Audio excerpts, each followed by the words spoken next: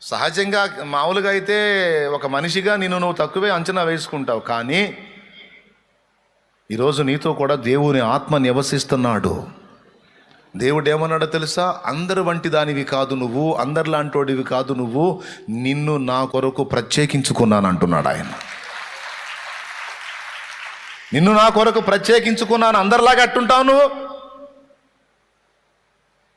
అందరిలాగా ఎలా జీవిస్తావు నువ్వు? పరిశుద్ధాత్మ గల్లా నువ్వు, పరిశుద్ధాత్మ లేని వాడు, ఇద్దరు ఒకటేనా? కాదు కదా. మరి ఎట్లా ఉంటావురా నువ్వు?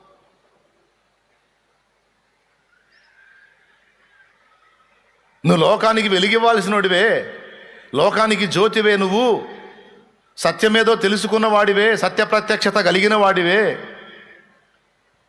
లోకులు నన్ను గూర్చి ఏమనుకొనుచున్నారు, జనం నన్ను గూర్చి ఏమనుకుంటున్నారు అని ప్రభు అడిగితే